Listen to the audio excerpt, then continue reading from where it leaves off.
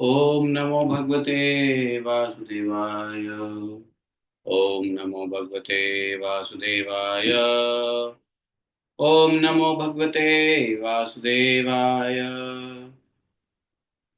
ओम नारायणं नमस्कृत्यं नरं चैव नरोत्तमं देवीं सरस्वतीं व्यासं ततो जयमुदीरयेत्।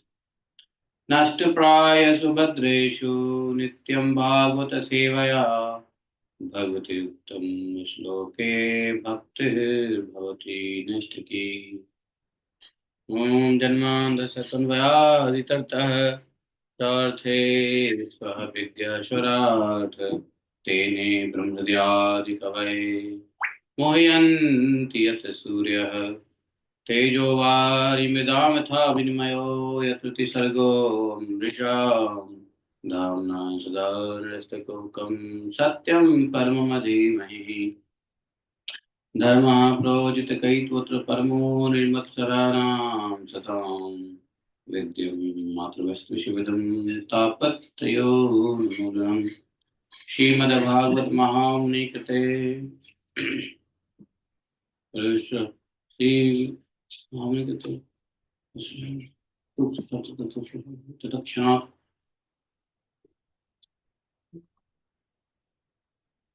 धर्मा प्रोजितकैतवत्र परमो निर्मत्सराणां सतां वेद्यं मातृवस्तु शिवदं तापत्रयोन्मूलनं श्रीमद्भागवत महामुनि कृते किं वा परैश्वरः सद्यो विवदति पृथिवी सृष्टुभिः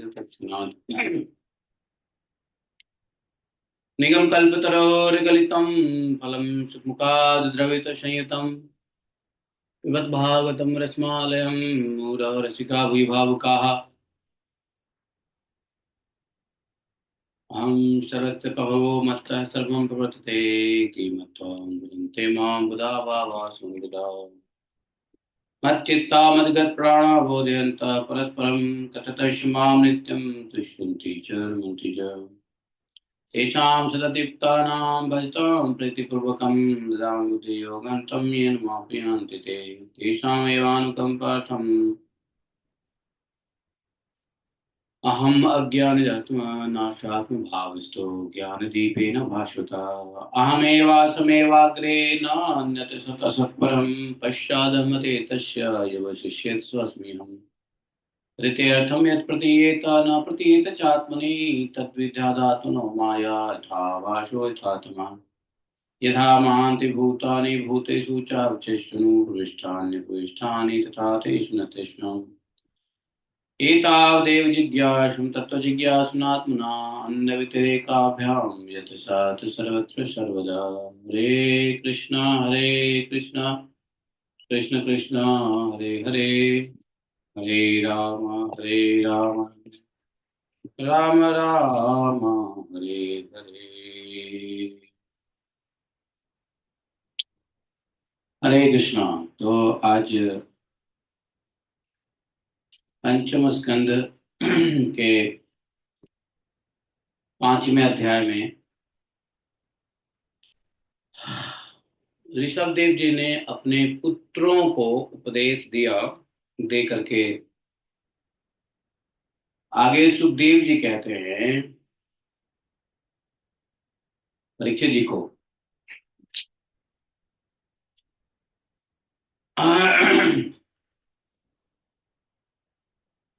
एव मनुष्यास्यात् आत्मजान स्वयमनुशिष्टानपि लोकानुशासनार्थं महानुभावः परमसुहृद भगवान् निष्भापदेश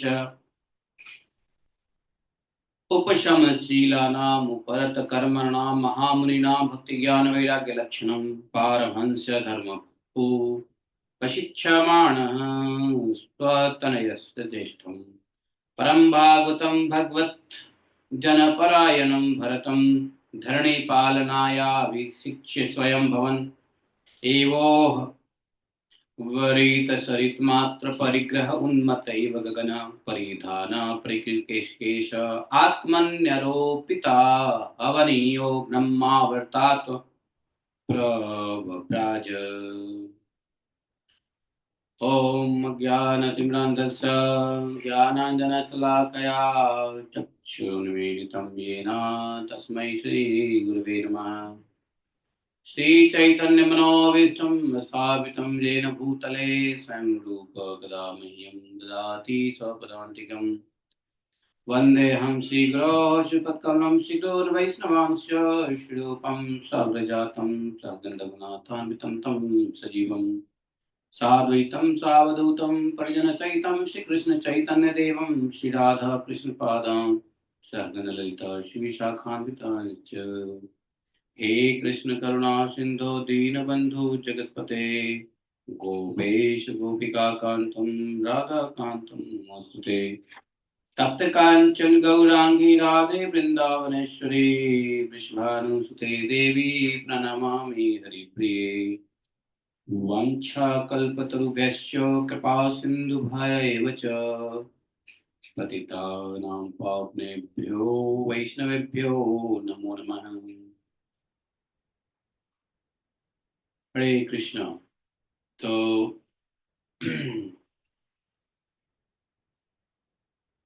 सुखदेव जी महाराज आगे बताते हैं कि राजन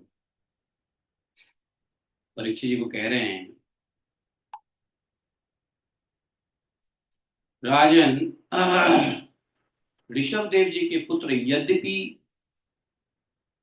स्वयं सभी प्रकार से सुशिक्षित थे, भगवान के पुत्र, तो भी लोगों को शिक्षा देने के लिए, लोगों को, जन सामान्य को शिक्षा देने के उद्देश्य से महाप्रभावशाली परम सुहृद भगवान ऋषभ देव जी ने इस प्रकार से अपने पुत्रों को उपदेश दिया।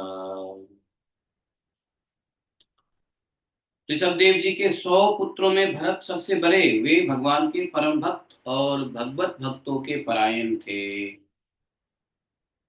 भगवान के परम भक्त और भगवत भक्तों के परायण, संत सेवी थे।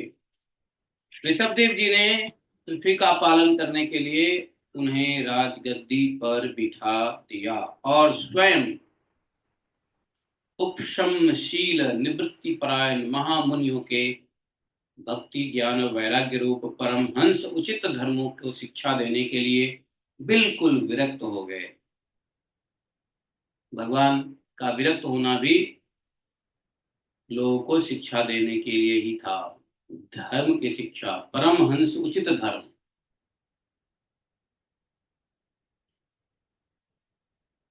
केवल शरीर मात्र का परिग्रह रखा और सब कुछ घर पर रहते ही छोड़ दिया। अब वे वस्त्र का भी त्याग करके सर्वथा दिगंबर हो गए, निर्वस्त्र। उस समय उनके बाल बिखरे हुए थे, उन्मत्त का भेष था। इस स्थिति में वे आहवनीय अर्थात आवाहनीय क्या होता है, अग्निहोत्र, होम, अग्नियों को अपने में ही लीन करके सन्यासी हो गए और ब्रह्मावर्त देश से बाहर निकल गए। ब्रह्मावर्त देश उनकी, जहाँ पे वो शासन करते थे, वे, उनकी स्थिति कैसी हुई, वो हमेशा मौन रहते थे। कोई बात करना चाहता तो बोलते नहीं थे। जड़, अंधे, बहरे, गूंगे, पिशाच और पागलों जैसी व्यवहार किया करते थे। जैसे मूर्ख हों, अंधे हों, बहरे हों, गूंगे हों, कभी कभी पिशाच की तरह पागलों जैसा व्यवहार किया करते थे। कोई बात करता तो भी बात नहीं करते थे। कभी नगरों में चले जाते थे तो कभी गांव में चले जाते थे, तो कभी खाने खानों में, किसानों की बस्तियों में, बगीचों में, पहाड़ी गांव में, कभी कभी सेना की छावनियों में, गौशालाओं में, अहीरों की बस्तियों में और यात्रियों के टिकने के स्थान में रहा करते थे, घूमते रहते थे। कभी पहाड़ों, कभी जंगलों और कभी आश्रम आदि में विचरते रहते थे, घूमते रहते थे। समझे?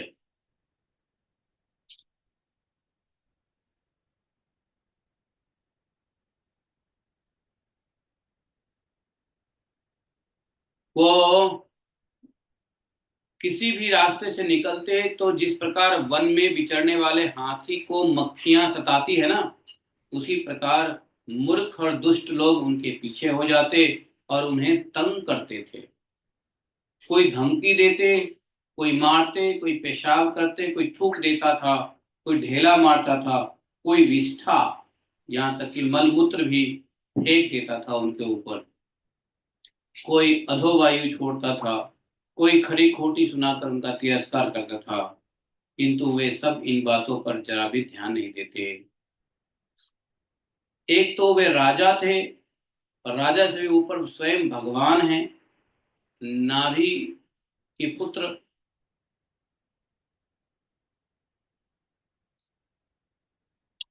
देखो,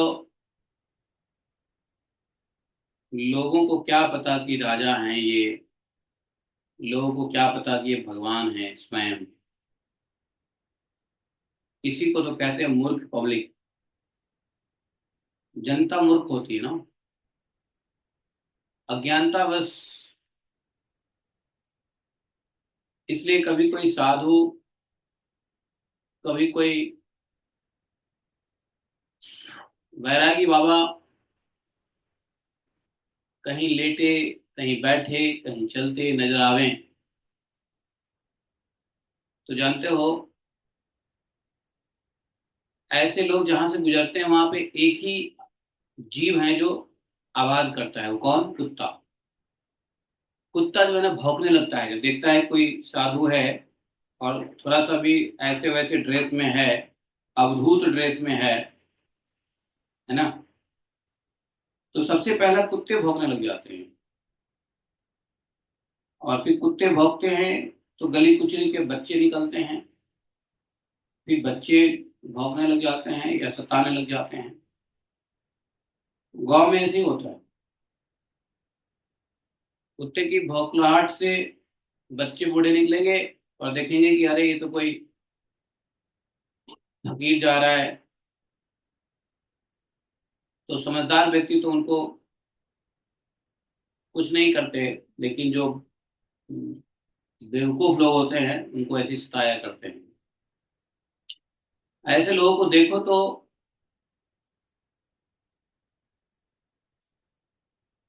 बस मन ही मन नमस्ते करके निकल लो। पता नहीं कौन सी भेष में कौन आ जाए। यहाँ किसी को पता ही नहीं है कि ये ऋषभ देव तो महाराज ऋषभ देव हैं। और ऋषभ देव भी कौन? जो स्वयं भगवान के अवतार हैं, स्वयं भगवान हैं। मूर्ख और दुष्ट लोग उनका पीछा करते और बड़ा तंग करते थे। कोई धमकी देते तो कोई मारते पीटते, इस तरीके से खरी खोटी सुनाते थे, तिरस्कार करते। लेकिन इस सब के बावजूद भी ऋषभ देव जी किसी को कुछ उल्टा जवाब नहीं देते थे।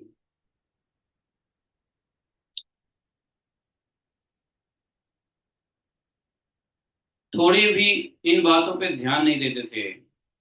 इसका कारण क्या था? इसका कारण, कोई किसी को कितना भी मारे, ढेला से मारे, डंडा से मारे, पेशाब कर दे, थूक दे, मलमूत्र फेंक दे, उस पे त्याग दे, तो उसके बावजूद भी वो नहीं कुछ बोलते हैं, इसका क्या मतलब है? इसका ऐसा वही व्यक्ति सहन कर सकता है जिसको इस शरीर में, जो शरीर को बोला मिथ्या शरीर, इसको, इस शरीर में जिसको अहंता और ममता तनिक भी नहीं, वही ऐसा बर्दाश्त कर सकता है। नहीं तो थोड़ा सा भी अहंता और ममता होगा ना, तो जरूर वो रिटेलिएट करेगा, उल्टा जवाब देगा, प्रतिरोध रोष दिखाएगा। लेकिन ऋषभ देव जी तो यह शिक्षा देने के लिए आए थे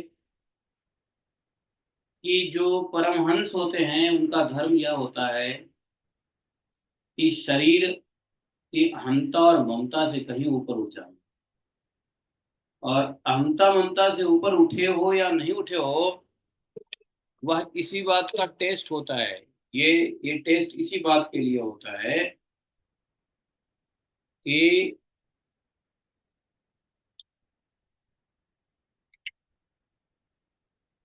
कितना मन स्थिति, शरीर में महत्व और अहमत्व कितना खत्म है, नाश हुआ है।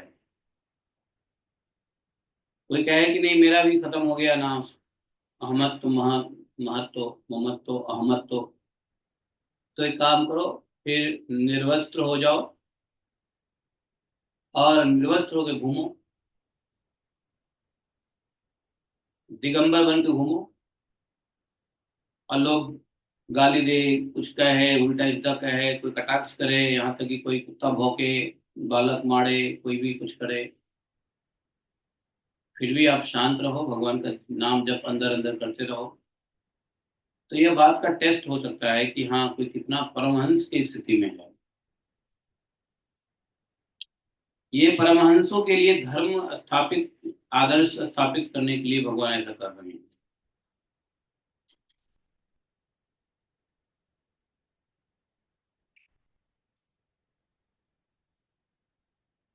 ऋषभ देव जी अपने स्वरूप में स्थित थे, परमात्मा स्वरूप, परम आत्म स्वरूप में स्थित थे। जो व्यक्ति परमात्मा स्वरूप में स्थित होता है, वह प्रकृति के प्रपंच में रहते हुए भी सिर्फ उसका साक्षी होता है, सिर्फ दृष्टा होता है, लेकिन उसमें किसी प्रकार का प्रतिक्रिया करता नहीं होता। कोई प्रतिक्रिया नहीं करता है वो प्रकृति के प्रपंचों की, बल्कि वो साक्षी भाव से आत्म परमात्म भाव में बने रहते हैं। ऋषभ देव जी परमात्म भाव में बने हुए हैं, और जो कुछ भी हो रहा है वो एक सीयर, कहते हैं ना, सीयर, दृष्टा के रूप में सब देख रहे हैं, कोई प्रतिक्रिया नहीं है।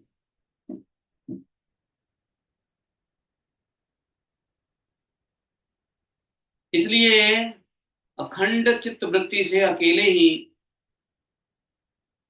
परमात्मा स्वरूप स्थित ऋषभ देव जी घूमते रहते थे पूरी पृथ्वी को। उन्होंने पूर्ण रूप से निवृत्ति, पूर्ण रूप से क्या बोलते हैं उसको, अपरिग्रह का पालन किया। सिर्फ सिर्फ शरीर उन्होंने रखा, शरीर मात्र का ही परिग्रह किया, बाकी सब अपरिग्रह कर दिया, कुछ नहीं, खाली हाथ।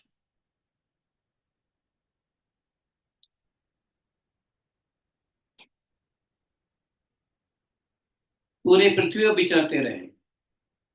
जबकि ऋषभ देव जी का शरीर कैसा था सब जानते हैं, पीछे पड़ा है, एकदम गठीला शरीर, हाथ जानु तक आ रहा था, आजान बाहु, पैर छाती सब लंबे लंबे, हाथ पैर, बाहें गले, मुख आदि अंगों की बनावट बड़ी ही सुकुमार थी।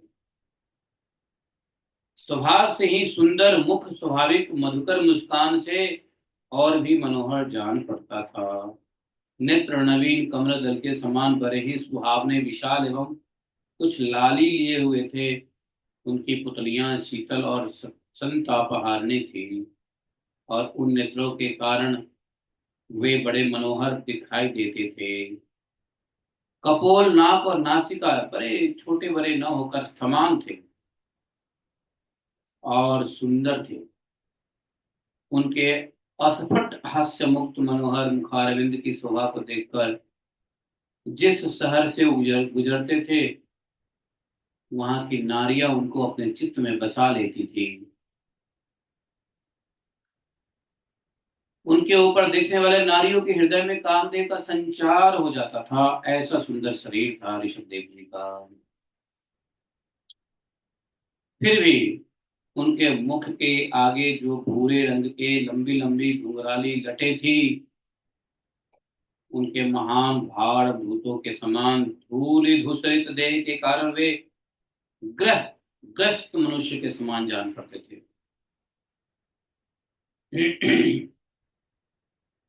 जब भगवान ऋषभ देव जी ने यह देखा कि वह पब्लिक योग साधन में विघ्न डाल रहे हैं, तो इससे बचने का उपाय विवत्स वृत्ति से रहना ही है। तब उन्होंने क्या किया, अजगर वृत्ति अपना ली, अजगर वृत्ति धारण कर लिया। पहले वो घूमते थे, चारों तरफ घूमते थे, पूरे पृथ्वी में घूमते थे, लेकिन उन्होंने देखा कि ये लोग बड़ा डिस्टर्ब कर रहे हैं।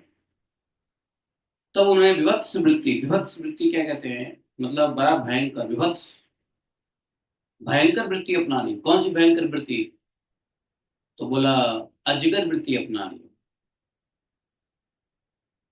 अजगर जानते हो क्या करता है, अजगर एक जगह पड़ा रहेगा, वो कुछ नहीं करता है, मल मूत्र के लिए भी नहीं जाता कहीं। अजगर जहां पड़ा रहेगा वहीं मल करेगा, वहीं मूत्र करेगा, वही खाएगा। मिल गया तो खाएगा, नहीं मिला तो एकदम पड़ा रहेगा बेशुद्ध, ऐसा लगेगा जैसे बेहोश हो गया हो। और बेहोशी में लेटा रहेगा, दूसरे जानवर लगेगा बेहोश है, जैसे वो जानवर वहां जाता है अजगर तक झपट्टा मारता है। तो अजगर करे न चाकरी, ये बड़ा फेमस कहावत है, अजगर करे न चाकरी पंछी करे न काज। फिर भी देखो अजगर का शरीर निर्वाह हो रहा है, पंछी लोग बड़े आराम से आकाश में उड़ते हैं, चलते हैं, फिरते हैं। बिना काम किए ही इन दोनों का शरीर चलता है। इनके भी बच्चे होते हैं बिना काम के लिए, यहाँ लोग बहाना देते हैं बच्चे हो गए, अब काम तो करना ही पड़ेगा, बच्चे हैं तो काम करना ही पड़ेगा। पंछी देखो कितने बच्चे देते हैं, कोई काम करता है पंछी, वो अपना स्वतंत्र रूप में रहता है, नि- नैसर्गिक गुण में स्थित रहता है। पंछी और अजगर और कोई भी जानवर अपने नैसर्गिक गुण में रहता है। नैसर्गिक गुण में रहने से प्रकृति भोजन देती है। हमारी मनुष्य की यही स्थिति है। मनुष्य एक ऐसा प्राणी है जो अपने नैसर्गिक गुणों से हटके चलता है, इसलिए प्रकृति उसको अपने आप भोजन नहीं देती, उसको मेहनत करना पड़ता है। तो नैसर्गिक गुण मनुष्य का क्या है, योग करना, योग, परमात्मा ध्यान में लगे रहो, तो देखो प्रसाद अपने आप आएगा। समझे।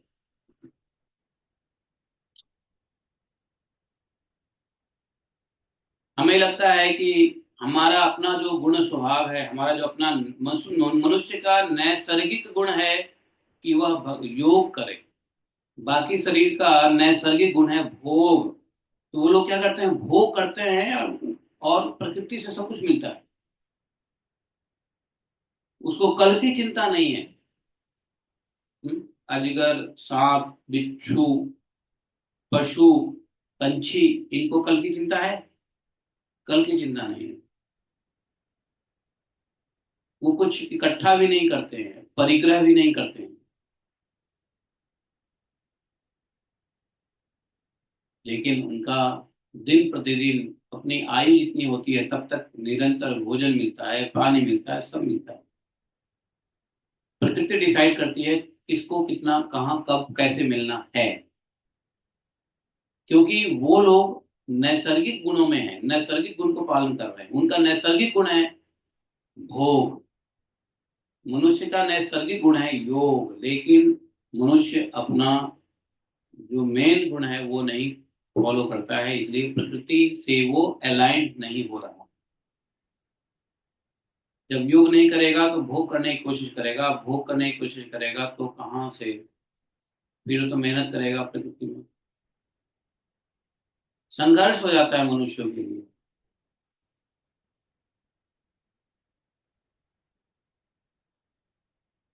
अजगर करे न चाकरी पंछी करे। एक बार नारद मुनि आए तो एक नारद मुनि पृथ्वी पे घूमते रहते थे। तो उनको एक भिखारी मिल गया। अब नारद मुनि की भेंट भिखारी से हो गई, तो नारद मुनि तो कल्याण करते ही हैं जिससे भी मुलाकात करते हैं। उस व्यक्ति ने नारद मुनि ने ही पूछा, अभी कहाँ जा रहे हो, क्या करते हो? बोला कि मैं भिक्षा के लिए जा रहा हूँ। भिक्षा मुश्किल से मिलती है। तो उन्होंने कहा कि भगवान का जब ध्यान करो, तुम भिक्षा क्यों मांगते हो? तुम्हारा काम भिक्षा मांगना थोड़ी ना है। तुम योग करो, भगवान का ध्यान करो, जप करो। उन्होंने कहा, महाराज मैं बैठ जाऊंगा योग करने के लिए तो फिर पेट कैसे पालूंगा? भिक्षा तो मांगनी पड़ेगी ना, घर घर जाना पड़ेगा। फिर सारा समय चला जाता है, कुटिया से गांव दूर है, जाना भिक्षा लाना, थकावट भी होती है, खा पी के फिर सोने का इच्छा करता है। इतना भी नहीं मिलता है कि हम 10 दिन का इकट्ठा कर लें। बोले, अच्छा तो मेरी बात भरोसा करते हो तो तुम एक बात सुनो, कि तुम आज से एक जगह बैठ के भजन करने लग जाओ, तो तुमको भिक्षा मांगने की जरूरत नहीं पड़ेगी। तो भिखारी बोला कि चलो आपकी बात मान लिया, पर फिर लोग मुझे भोजन कैसे देंगे ला करके? तो बोले, इसकी चिंता तुम मत करो, तुम सिर्फ अपना स्वाभाविक कर्म करो, भोजन करो, भजन।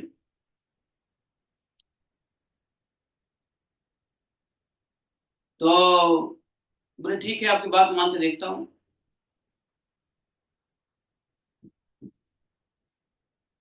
वो नारद जी के कहने पे बेचारा बैठ गया एक पत्थर के शिला पे, और अपना ध्यान करने लगा। नारद जी से मंत्र प्राप्त कर लिया था, वो मंत्र जपने लगा।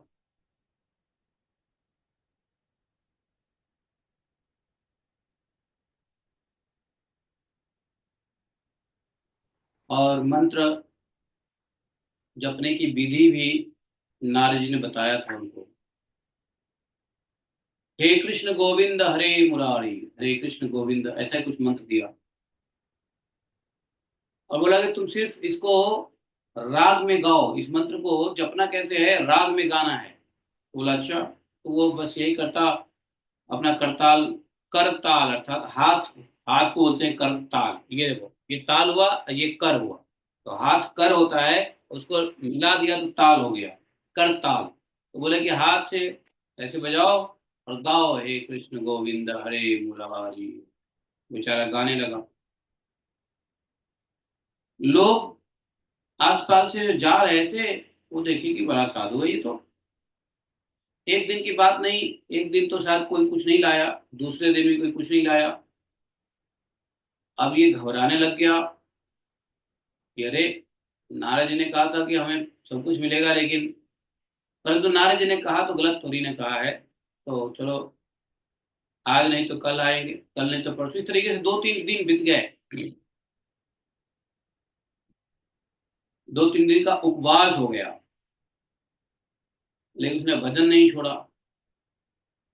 तीसरे चौथे दिन कुछ लोग, गांव वालों ने देखा कि अरे, ये तो साधु बैठा रहता है, भोजन ये नहीं करता है, कि भूखा मर जाएगा, और हम लोग को साधु सेवा करनी चाहिए। अब ये भजन करने लग गया है। उस गांव वालों को दया आई, और गांव वालों ने जाकर के उनको फल फूल वगैरह सब कुछ दिया। अब वो भजन छोड़ के भोजन करते, भोजन करके फिर भजन में लग जाते, फिर भूख लगती, भोजन करते, भोजन छोड़ के फिर भजन में लग जाते। तीसरे चौथे दिन से बेचारे के पास फल सब कुछ आने लगे, अनाज उनाज सब आने लगे। चंद दिनों के बाद तो उसके पास इतना भोजन आने लगा कि उसके खाने से ज्यादा हो गया, उल्टा वो बांटने लगा। गांव के जो गरीब लोग थे, जो भिक्षा पे जीवित रहते थे, उनको वो बांटने लगा। जो व्यक्ति पहले भिक्षा खुद मांगता था, वो अब भिखारियों को दे खिलाने लगा। बताओ।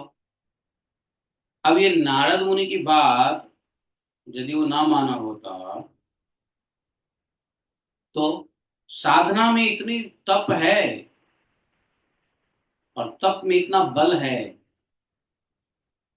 कि आप जो इच्छा कर दोगे वो मिल जाएगा। व्यक्ति एक घर बनाने के लिए जीवन भर की पूंजी इकट्ठा करता है, यहाँ आपकी इच्छा मात्र से सब कुछ हो सकता है। क्यों? क्योंकि भजन मनुष्य का नैसर्गिक गुण है। तो अगर भजन करने लग गए तो तभी इच्छित वस्तुओं का प्राप्त होना निश्चित है। अब भजन वाला व्यक्ति कोई फालतू चीज तो इच्छा करेगा नहीं। उसको क्या चाहिए? एक घर चाहिए, कपड़ा चाहिए, थोड़ा भोजन चाहिए। इतना जितना आवश्यक है उतना तो प्रकृति से मिल ही जाएगा, बल्कि उससे ज्यादा मिलता है। ज्यादा मिलता है तो क्या होता है, फिर लोग बांटने लग जाते हैं। आप देखो, प्रभुपाद जी के पास एक समय था कुछ भी नहीं था। प्रभुपाद जी के घर में, प्रभुपाद जी गृहस्थी थे, घर में चाय और चाय पत्ती चीनी के लिए पैसे नहीं थे। नहीं, उनकी पत्नी को क्या बेचना पड़ा? लिखे हुए ग्रंथ बेचना पड़ा।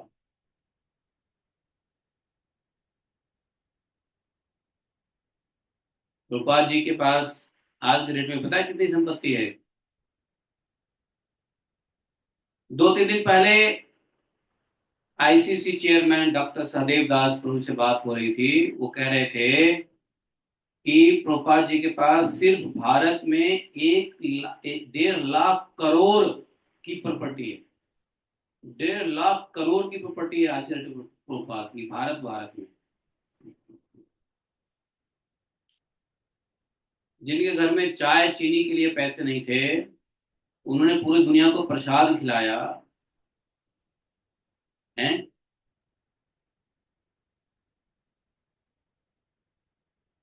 जिनके पत्नी के पास खुद इतने पैसे नहीं कि वो चाय चीनी खरीद सके,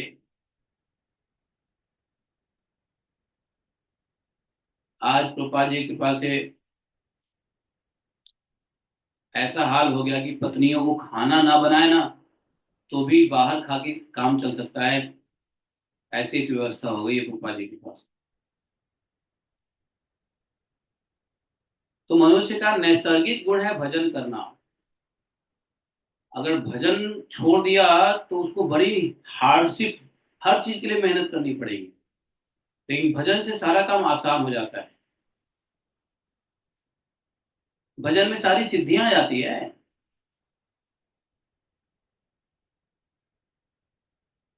लेकिन यह माइंडसेट, यह विश्वास किसको होगा, कौन दिलाए? आप 24 आवर भगवान के लिए कार्य करने लग जाओ ना, 24 घंटे चिंतन ही करने लग जाओ, छोड़ो।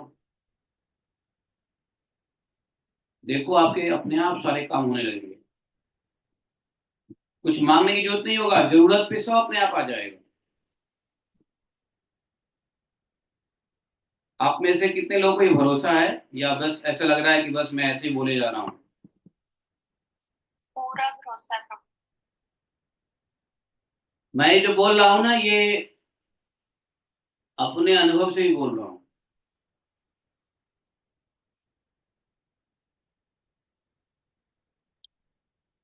हमने भी जो काम धंधा छोड़ा, फालतू की चिंतन छोड़ा, लगा कि बेकार की जितना सोच रहा हूँ उतना ही जीवन डिफिकल्ट जा रहा है। तो आपकी कोशिश करने के बावजूद भी जीवन डिफिकल्ट है, तो फिर कोशिश ही मत करो। फिर कोशिश उधर करो जहां पे करना चाहिए। फिर देखो क्या होता है, फिर देखो ऐसे ही हो गया। सारी चिंताएं खत्म, अपने आप समय से अपने आप सब कुछ होता जा रहा है, होता जा रहा है, होता जा रहा है। जिस चीज की जरूरत होती है अपने आप कहीं ना कहीं से आ जाता है। छोटी सी बड़ी अनुभूति बता रहा हूँ। एक घर की इच्छा थी, अपने आप देखो कैसे घर बन गया, मेरे ना चाहते हुए भी घर बन गया। मैंने इच्छा किया कि घर हो राधा कुंड पे, और फिर बाद में मैंने ही अपनी इच्छा को डिलीट कर दिया, नहीं नहीं नहीं नहीं, अभी नहीं बनाएंगे घर, अभी नहीं बनाएंगे, पैसे नहीं, अभी नहीं घर बनाएंगे। लेकिन मेरे इच्छा मतलब पहले जो ओरिजिनली इच्छा किया हुआ है उसको डिलीट नहीं होने दिया प्रकृति ने, देखो घर आ गया। घर आ गया तो घर में पता है, हम आए तो घर में मंदिर बनाए, मंदिर इकट्ठा किया, भगवान सबको लाए। तो एक दिन बैठे थे, हमारे मन में इच्छा हो रही थी कि प्रभुपाद जी की मूर्ति लाएंगे इस्कॉन वृंदावन में जाकर, कल ही जाएंगे, कल ही जाएंगे और लोही बाजार से प्रभुपाद जी की डीटी लाएंगे। ये हम सोच ही रहे थे कि उसी दिन 3-4 बजे शाम को एक भक्त आए और मुझे प्रभुपाद जी का डीटी देके चले गए। उसी दिन शाम को 3-4 बजे, समझे। वो भक्त यहाँ आज हैं क्या मेरे साथ? नहीं है। कहाँ गए? वो पायलट नहीं है, दीक्षित नहीं है, दीक्षित पायलट वही है। इधर आओ, 1 मिनट इधर आओ। तो दीक्षित पायलट है ना, जो अभी आया था ना, अभिमन्यु दीक्षित पायलट है वो और उनकी पत्नी आई हमसे मिलने। जरा वो उनकी पत्नी आई मिलने, और वो गिफ्ट में क्या लाई मालूम है? प्रभुपाद जी का वो डीटी जो हम लेने जा रहे थे, समझे। हम कल ही लेने जा रहे थे कि वृंदावन जाएंगे और लाएंगे प्रभुपाद जी की डीटी को, और वो इसलिए लेके आ गई। तो जब पैकेट खोला तो देखा प्रभुपाद जी की डीटी है जो हम कल लेने जा रहे थे। ये छोटी बात है, लेकिन बड़ी से बड़ी बात भी अपने आप हो जाता है, चिंता ही करने की जरूरत नहीं। ये मैं अपनी अनुभूति बता रहा हूँ, आपकी भी अनुभूति हो सकती है बहुत सारी। ये तो थोड़ा बहुत चलो हम लोग भागवतम पढ़ते हैं तो इस बात को भरोसा कर सकते हैं, लेकिन जो भागवतम नहीं पढ़ते हैं, बाहर में कार्मिक दुनिया में कितने लोगों को भरोसा होगा कि मनुष्य को अपना जो नैसर्गिक गुण है यदि वह पालन करते रहे तो उसकी सारी वस्तु, सारी इच्छित चीज, सारी चीजें जो है जरूरत की पूरा अपने आप प्रकृति करती है। क्योंकि प्रकृति में जितने जीव हैं जो अपने नैसर्गिक गुणों को पालन करते हैं उनको सब कुछ मिलता है, उनको इकट्ठा बिना किए रोज रोज मिलता है, समझे। इसलिए भजन मार्ग में यदि आप अपने इष्ट पे भरोसा रखते हो तो चिंता की वैसे भी कोई आवश्यकता नहीं है। प्रकृति सिर्फ भोजन ही नहीं देती है, प्रकृति आपको ठीक भी कर देगा, शरीर भी ठीक कर देगा, ऐसा ऐसा है। असाध्य रोग भी साध्य हो जाते हैं।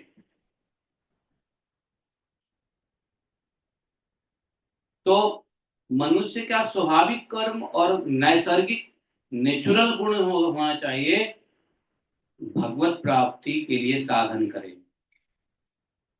पशु पक्षियों का नैसर्गिक गुण क्या है? भोग है, उसको भोग शरीर मिला है।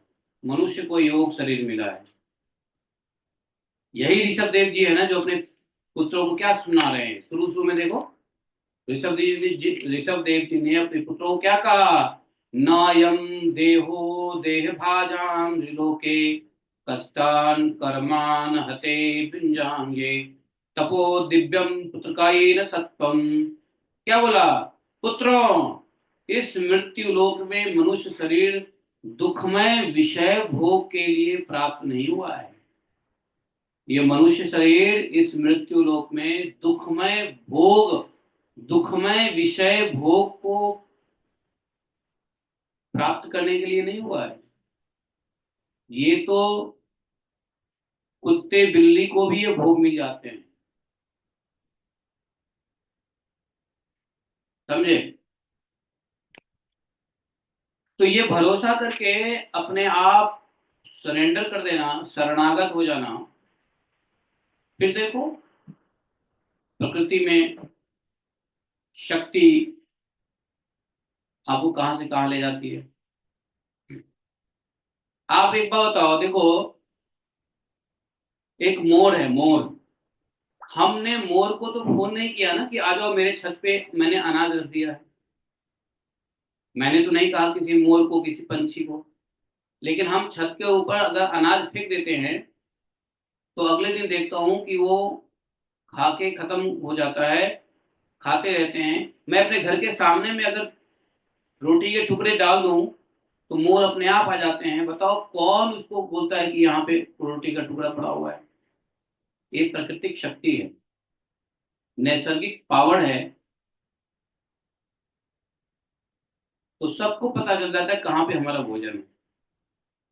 कहीं पे आपको चेतना मिल जाएगा, यहाँ चलो भोजन मिल जाएगा, या फिर भोजन अपने आप आपके पास आ जाएगा। समझे? अरे यहाँ तक कि कभी कभी तो राधा रानी स्वयं अपने हाथों से खीर बना के ले आती है।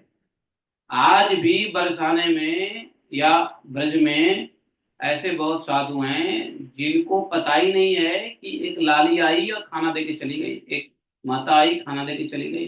कौन थी माता, क्या? आज भी होते रहते हैं लीला। समझे? बरसाने के गोस्वामी जो सेवा करते हैं उनसे पूछो तो पता बताएगा कि किसी दिन भोग में से खीर का कटोरी ही गायब हो जाता है, किसी दिन भोग में से दाल ही गायब हो जाता है। पता चलता है वो कटोरी किसी साधु के घर पे मिला, कौन ले गया। ये सब कहानी बात नहीं है, ये सब सत्य बात है। कभी अब कभी गोस्वामियों के पास बैठो जाकर के बरसाने में तो पता चले। भीड़ भाड़ में गए, दर्शन कर लिया और फिर निकल गए तो उसे क्या पता चलेगा। गोस्वामी के साथ कभी बैठने का मौका मिले ना तो गोस्वामी बताएंगे। जब भोग लगाते हैं तो कैसे वहाँ थाली गायब हो जाती है। पता चलता है कि किसी साधु कोई भूखा है तो राधा रानी ने उसके लिए ले गए भोजन, और वही कटोरी पड़ा हुआ है।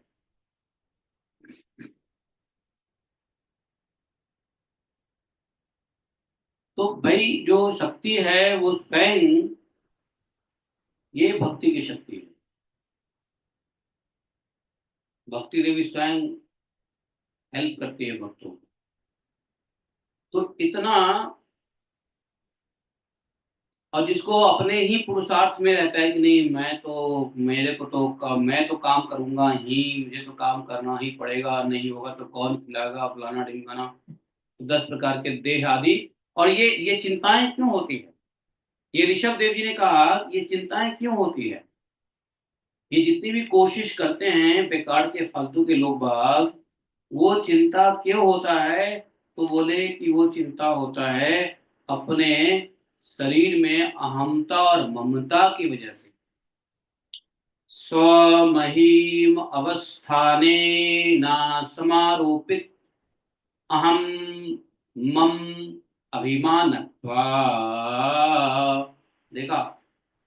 अहम मम अभिमानत्वा, अहमता ममता, अहम मम अभिमानत्वा की वजह से लोगों को भागना पड़ता है। यही चीज खत्म हो जाए तो काम बन जाए।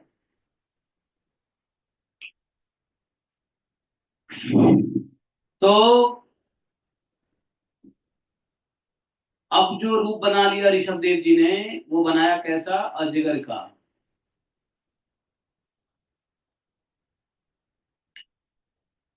लेकिन ऋषभ देव जी के मल मूत्र में कोई गंध नहीं था, सुगंध होता था, बड़ी सुगंध थी।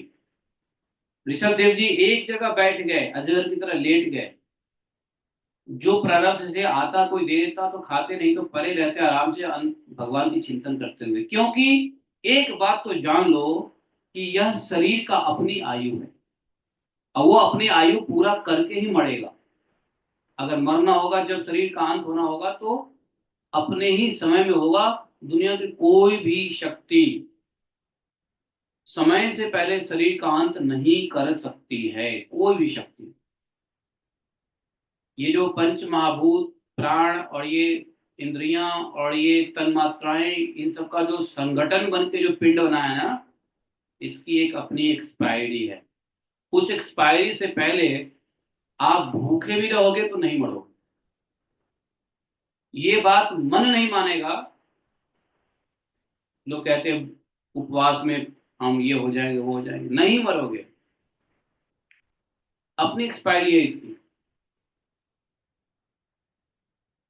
और जब एक्सपायरी का समय आ जाएगा तो आप कितना भी जतन कर लो कुछ नहीं होने वाला। सिर्फ लोग कारण ढूंढते हैं, अरे ऐसा हुआ इसलिए बच गया, ऐसा नहीं हुआ इसलिए मर गया। प्रकृति की शक्ति, जैसे भगवान अपने ऊपर क्रेडिट नहीं लेते हैं किसी चीज का, वैसे ही प्रकृति में शक्ति भी नहीं अपने ऊपर क्रेडिट लेती है। काल भी क्रेडिट नहीं लेता है। काल भी जब किसी का प्राण लेता है ना, तो कोई ना कोई बहाना बना के लेता है। एक्सीडेंट हो गया, लोग कहते हैं अरे एक्सीडेंट में मर गया, वास्तव में काल आके उसको ले गया, लेकिन लोगों को काल नहीं दिखता है, वो क्या दिखता है? कारण दिखता है। तो काल कारण के पीछे छुप जाता है ताकि हम पे कोई ब्लेम ना करे, और पब्लिक देखती रह जाती है, हाय हाय डूब के मर गया, हाय हाय जल के मर गया, हाय हाय एक्सीडेंट में मर गया, हाय हाय भूखे मर गया, है बुढ़ापा से मर गया, बीमारी से मर गया। ये काल एक कारण बना देती है। उसी प्रकार से शक्ति, प्राकृतिक शक्तियां भी लोगों को आंखों को पर्दा डाल करके एक कारण सामने में प्रस्तुत कर देती है, जो लोग उसी में फंस के समझते हैं कि ये इस कारण से गया है। अरे कोई किसी कारण से बचता नहीं, कोई किसी कारण से मरता नहीं। सबका अपना एक्सपायरी है, उतना प्रोलॉन्ग बॉडी को जाना ही है। ऋषभ देव जी लेटे हुए हैं, उनको भोजन मिले तो पा लेते थे, ना मिले तो आराम से अंदर में तो भगवान का चिंतन करने में लगे थे। तो जब इस शरीर का अपनी एक आयु है, तो भाई इस शरीर के लिए क्यों इतना मेहनत करना? आप 24 घंटे भगवान के चिंतन में लग जाओ ना। और जब मान लो शरीर चला ही जाएगा भूखे, तो नुकसान क्या है? भगवत चिंतन में जाएगा शरीर। और शरीर जब नहीं गया तो अच्छी बात है, भगवत चिंतन चलती रहेगी। दोनों में फायदा है कि नहीं, बताओ? है? तो ऋषभ देव जी की जो माइंड सेट था ऐसा ही था। अजगर का माइंड सेट तो चलो, अजगर जानवर है, भोग शरीर है, लेकिन अजगर की प्रवृत्ति को अपना करके ऋषभ देव जी क्या करते थे? परमात्मा में चिंतन करते थे। और ऐसा अवधूतों के लिए शिक्षा दे रहे हैं ऋषभ देव जी। थोड़ी शिक्षा हम लोग भी ग्रहण कर, वैसे ऋषभ देव जी के जीवन चरित्र से बहुत ज्यादा हमको अनुकरण नहीं करना चाहिए, लेकिन थोड़ा सा अनुकरण इतना तो कर सकते हैं कि हम उपवास करें तो कम से कम ये सोचे कि उपवास में मरने वाले नहीं है, भगवान की चिंतन करते रहें। कम से कम वहां से ये शिक्षा तो ले सकते हैं कि बहुत अधिक प्रयास ना करें, भगवान के भजन छोड़ करके बहुत अधिक फालतू का काम ना करें इस चिंता में कि हमारा शरीर का ममता और अहमता क्या हो। ये अहमता ममता की वजह से तो लोग पागल परेशान और अज्ञान हुए जा रहे हैं। मम ममेति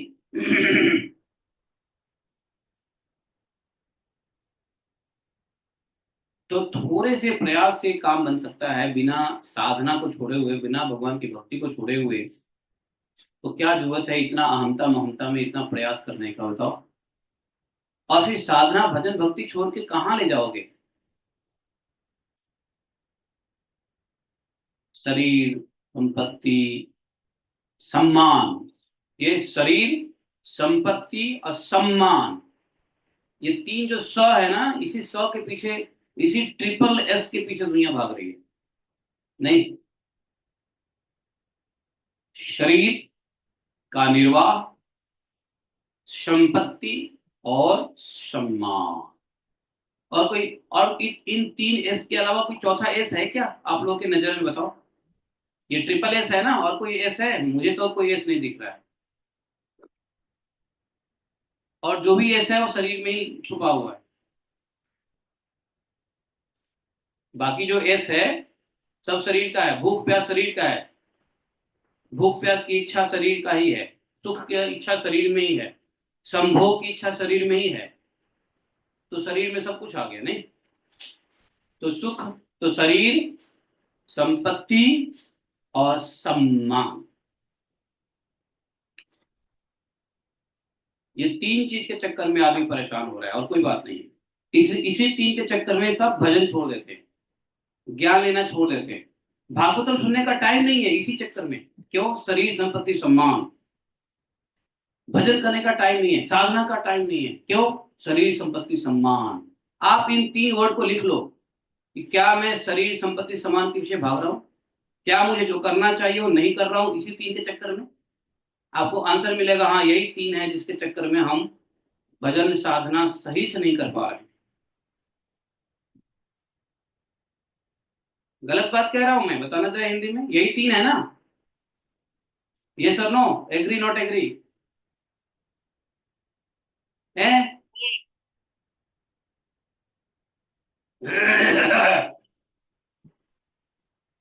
तो कुछ लोगों के पास शरीर की सारी भोग वस्तु हैं तो सम्मान के लिए भागते हैं, संपत्ति के लिए भागते हैं। किसी के पास शरीर की भोग की वस्तु है, संपत्ति भी है, तो सम्मान के पीछे भागते हैं। है कि नहीं? ये शरीर संपत्ति सम्मान, ध्यान रखो, यही तीन चीज है जिसके पीछे हम सेक्रीफाइस कर देते हैं अपने अपने किसको? अपने साधना को। समझे?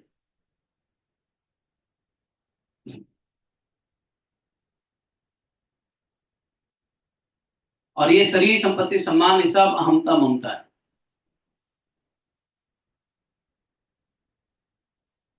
तो दोनों तरीके से सोचो। तो भगवत चिंतन करते हुए अगर प्राण निकल भी जाए तो बढ़िया है, अगर शरीर में प्राण रहे तो भगवत चिंतन चलता रहेगा। दोनों तरफ फायदे ही फायदे, दोनों हाथ में लड्डू ही लड्डू है, नहीं है? तो इसलिए क्या, भगवत चिंतन को कभी छोड़ना ही नहीं चाहिए। शरीर आपको तो समय पे आपका शरीर छूटेगा, पक्की बात है। नहीं प्रभु जी, पहले ही शरीर छूट गया तो बढ़िया है ना, भगवान के चिंतन में शरीर छूट जाएगा है, नुकसान किधर है? फिर नहीं नहीं, शरीर छूट जाएगा तो मेरे संपत्ति का क्या होगा? पुत्र धन, घोड़ा गाड़ी पशुधन, मकान दुकान का क्या होगा? फैक्ट्री सैक्ट्री वीजा इमिग्रेशन का क्या होगा? नहीं, तो ये डर आने लग जाता है। नहीं, अभी तो हम जवान हैं, अभी तो कोई सुख भोगा ही नहीं है, भोगना बाकी है, तो ये भी आ जाता है दिमाग में।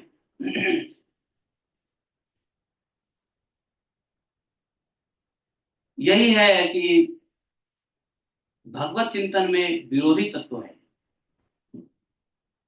ऐसे रहते। यही तो धर्म सिखाया है ऋषभ देव जी ने। ऋषभ देव जी से ये मत अनुकरण कर लो कि हम नंगे होकर घूमने लग जाएंगे, लेकिन इतना तो अनुकरण कर सकते हैं कि कैसे परमात्म चिंतन में शरीर का ख्याल।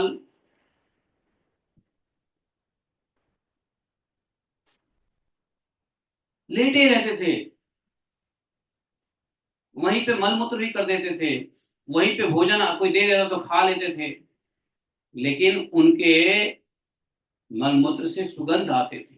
और वो सुगंध जब दूर दूर तक जाता तो गांव के लोग भाग के आते, ये सुगंध कहाँ से आ रहा है? जो देखते थे, अरे ये तो लेटे हुए हैं। और सुगंध इतनी अच्छी होती थी कि जो लोग मतलब उनको उनके शरीर और मल मूत्र के सुगंध से खिंच के लोग आते थे। और जो लोग आते थे उनके लिए कुछ लेके आते थे, फल फूल सलाद सब्जी चावल अन्न दाल रोटी दूध दही सब आता था उनके लिए। और आता था तो किसी को मना नहीं करते थे, आओ जी दे दो। देखो, व्यक्ति को प्रारब्ध से जो कुछ मिल जाए ना, वो भोग कर लेना चाहिए।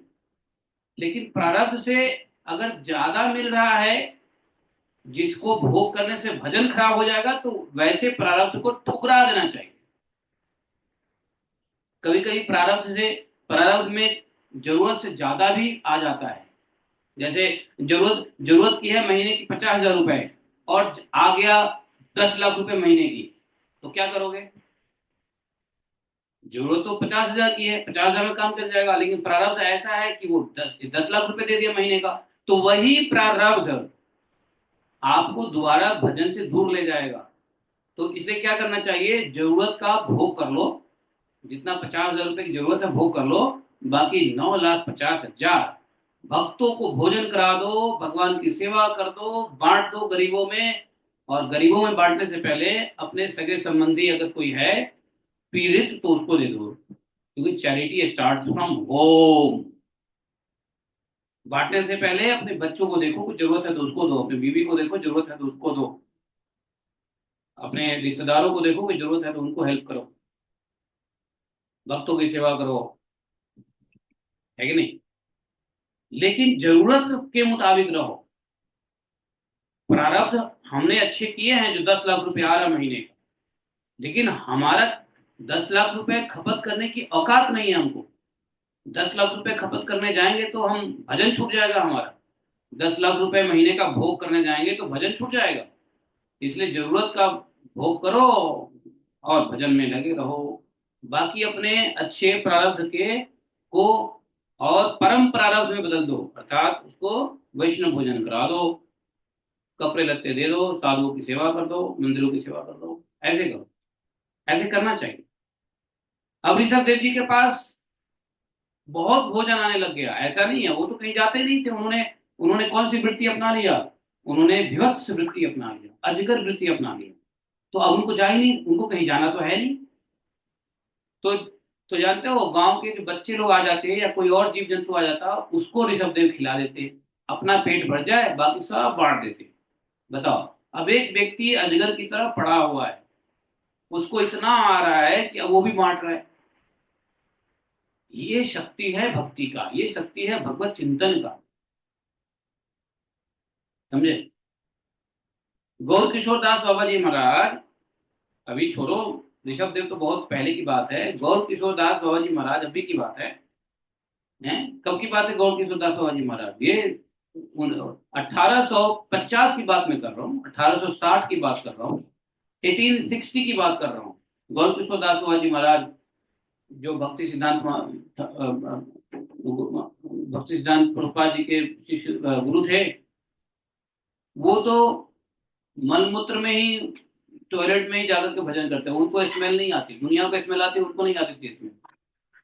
उनको वहां सुगंध दिखता था, और वो वहां बड़ी तन्मयता से भजन करते थे, और लोगों को उतना ही बदबू दिखता था, लोग पास में जाते भी नहीं थे। जानते हो?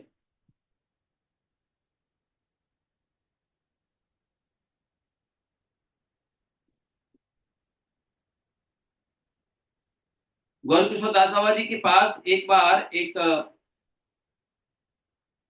व्यक्ति, जो बनिया था, सेठ था, वो हिम्मत करके गया कि महाराज हमको आशीर्वाद दीजिए, आपकी कृपा चाहिए महाराज, आपकी कृपा चाहिए। नाक वाक बंद करके गया बेचारा, अपने तौलिया से नाक वाक बंद करके गया, हिम्मत करके गया। लोग बोले कि ऐसा महान संत ही होगा जो मलमूत्र में बैठ के भजन करे। हम जैसे लोग तो महल में बैठ के भजन कर सकते हैं आराम से, मलमूत्र में भजन करने की हमारी कहाँ हिम्मत। और जो वहां पे बैठ के भजन करे वो कोई साधारण संत नहीं होगा।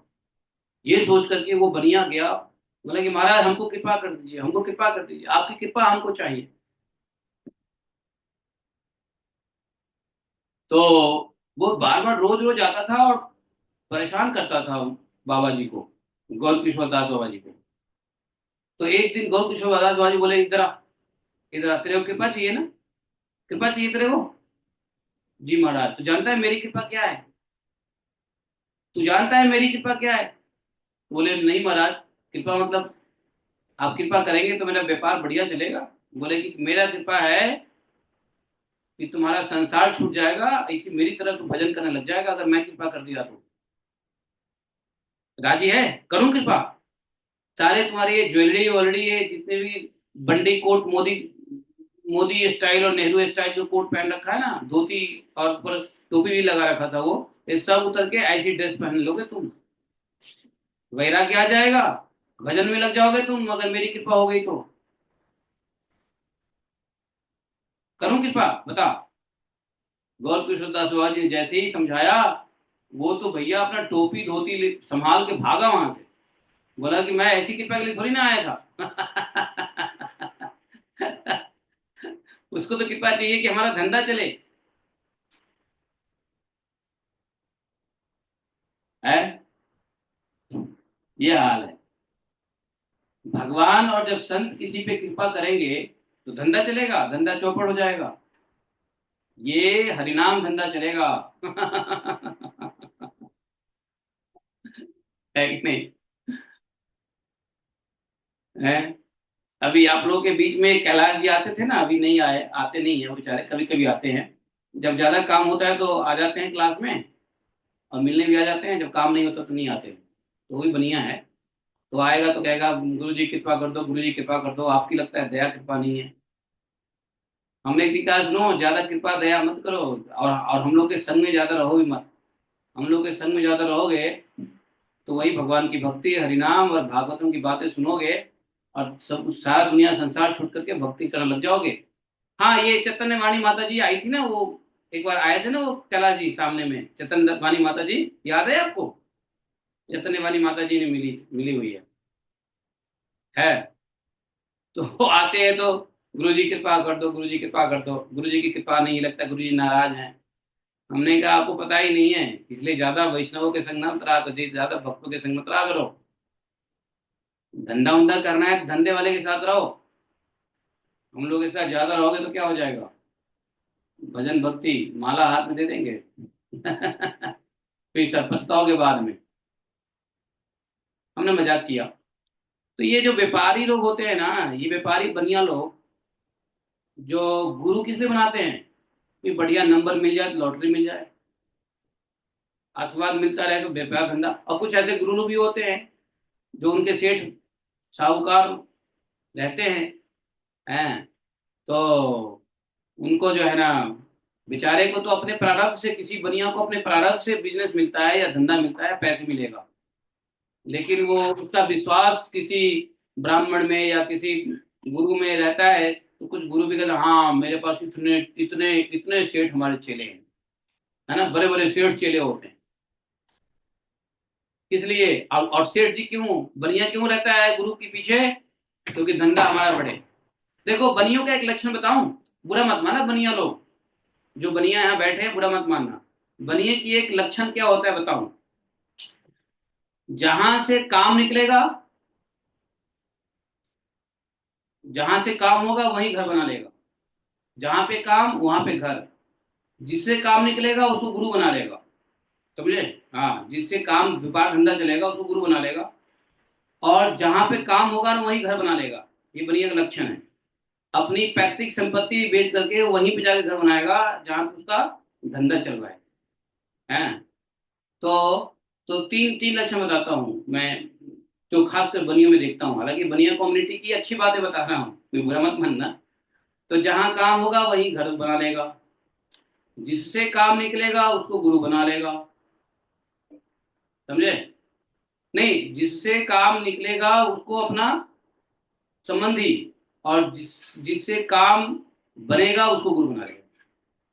तो ये तीन चीजें होती है कि नहीं?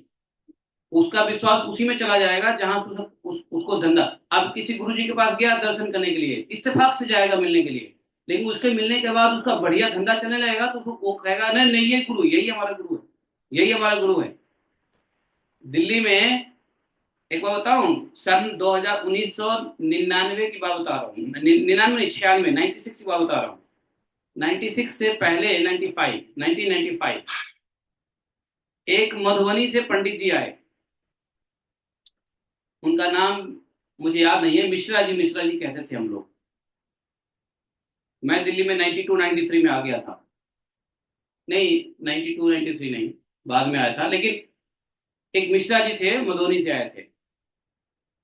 तो मिश्रा जी थे बिल्कुल अनपढ़ गंवार, मतलब सही से पूजा वूजा कुछ नहीं कराने आता उनको। तो उस समय पीपी ज्वेलर्स, जानते हो पीपी ज्वेलर्स, जो अपना साउथ एक्स में पीपी ज्वेलर्स है। तो पीपी ज्वेलर्स का धंधा बढ़िया नहीं चल रहा था। और पीपी ज्वेलर्स वालों ने, और ये घूमते थे कि कहीं दुकान में हमको पूजा करने का, घंटी बजाने का धंधा मिल जाए तो रोटी पानी चले। तो ये ऐसे ही घूमते घूमते पीपी ज्वेलर्स के शोरूम में चले गए मिश्रा जी। ये सत्य घटना बता रहा हूँ।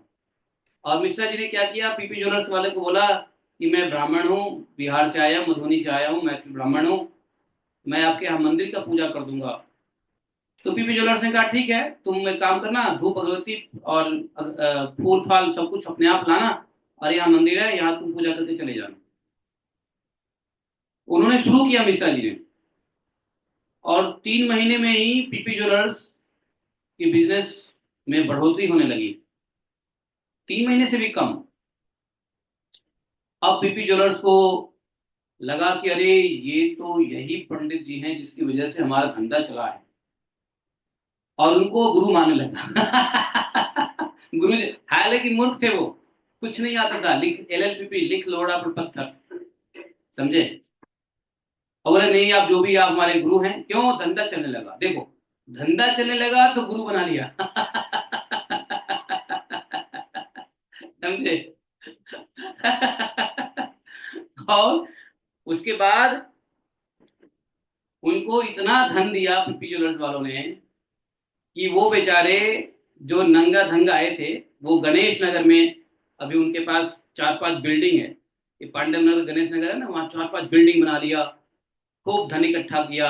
उनके लिए भाई ने ऑटो कर दिया कि नहीं गुरुजी, आप ऑटो से जाएंगे और आएंगे।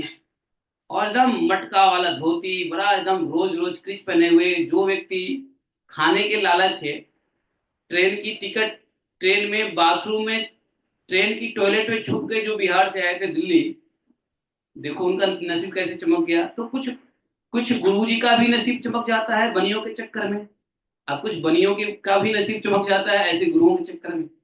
तो मैं ने क्या कहा कि जिसकी वजह से, तो ये 3 चीज बनिया में होता है, स्वाभाविक गुण। लेकिन बनिया वो बनिया जो वैष्णव नहीं है।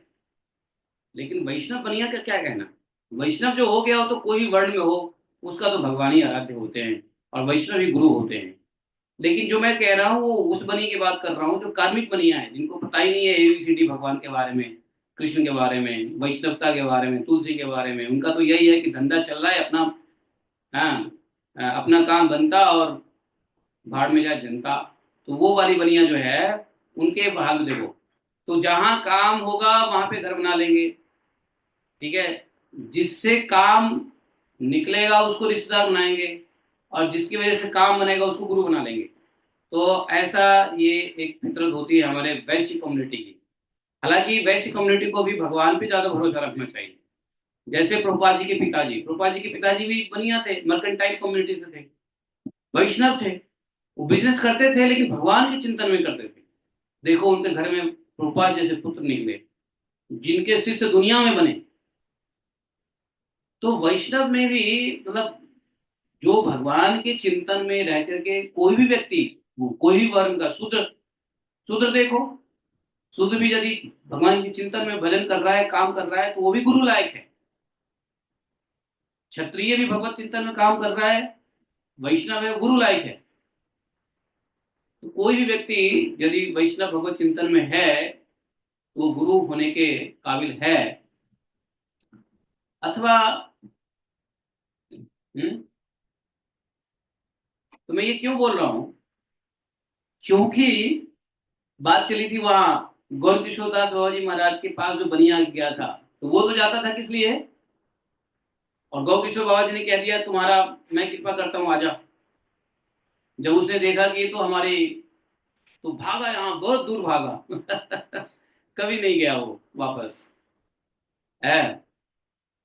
आज भी जानते हो, कुछ लोग आ जाते हैं दिल्ली नोएडा के, और ये परिक्रमा मार्ग पे जितने साधु लोग परिक्रमा करते हैं ना, उनको पकड़ लेते हैं। क्या पकड़ते हैं? पैर। कहते हैं महाराज एक नंबर बता दीजिए।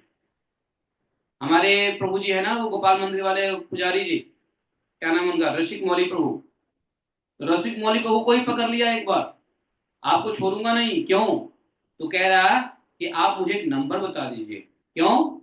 उस नंबर से मेरा लॉटरी निकल जाएगा, जुआ खेलता होगा या जो कुछ भी करता होगा, या उस नंबर से कुछ अपना व्यापार धंधा कुछ भी करे।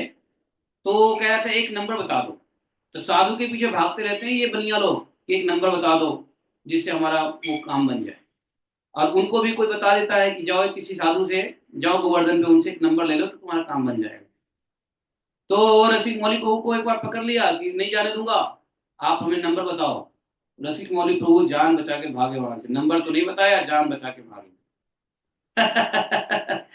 यहाँ पे बैठे हुए कुछ लोग हैं, क्या नाम है उनका, संतोष कहाँ है? संतोष चला गया। अच्छा।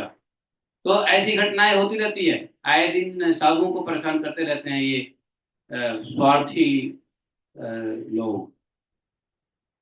ऋषभ देव जी लेटे हुए हैं, उनको किसी से कुछ लेना देना है नहीं, है कि नहीं।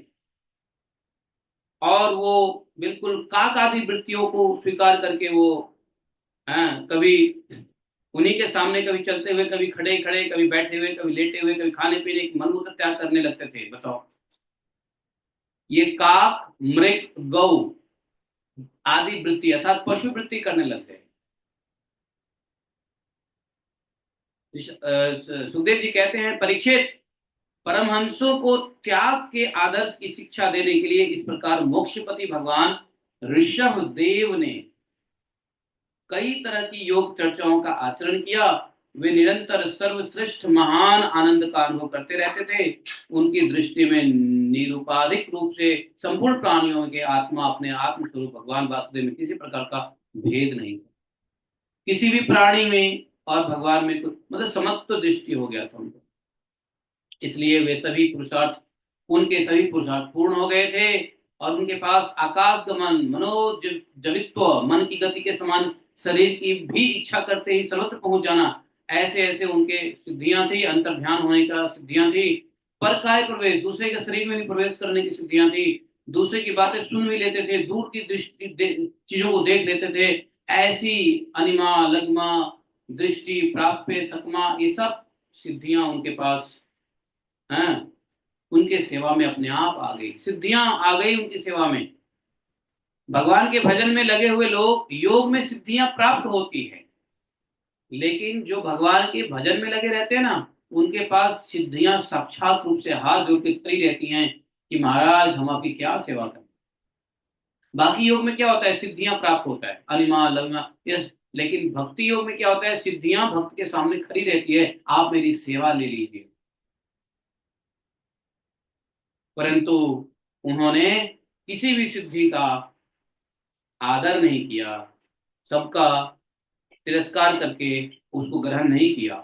यहाँ पे श्रीमद् भागवत 5वें स्कंद का 5वां अध्याय जो परमहंस संहिता है वो समाप्त हो जाता है। यहाँ पे ऋषभ देव जी का कार्यकाल मतलब वर्णन पूरा हो गया। ऋषभ देव जी अब शरीर छोड़ेंगे। ऋषभ देव जी का शरीर त्याग होगा कल 6ठे अध्याय में, और 7वें अध्याय से भरत चरित्र शुरू होगा। इसी चरित्र में जड़ भरत आएंगे, मजा आ जाएगा। तो कल और रुक जाओ, कल 6ठा अध्याय कर लेंगे ऋषभ देव जी का, फिर परसों से हम लोग भरत चरित्र श्रवण करेंगे। बोले ग्रंथराज श्रीमद् भागवत महापुराण की जय। एकम शास्त्रम देव की पुत्र गीतम, एको देवो देव की पुत्र एव, एकम मंत्रस्य तस्य नमानि यानि कमापि तस्य दिवस सेवा। तमेव माता च पिता तमेव, तमेव बंधुश्च सखा तमेव, तमेव विद्या द्रवणम तमेव, तमेव मम सर्वदेव देवः। कृष्णाय वासुदेवाय हरे परमात्मने प्रणतक्लेशनाशाय गोविंदाय नमो नमः। हे कृष्ण करुणा सिंधो दीनबंधु जगत्पते, गोपेश गोपिका कांतम राधा कांतम नमोस्तुते। तप्त कांचन गौरांगी राधे वृंदावनेश्वरी, वृषभानुसुते देवी प्रणमामि हरि प्रिये। वाञ्छाकल्पतरुभ्यश्च कृपा सिन्धुभैव च पतितानां पावनेभ्यो वैष्णवेभ्यो नमो नमः। जय श्री कृष्ण चैतन्य प्रभु नित्यानंद, श्री अद्वैत गदाधर श्रीवासादि गौर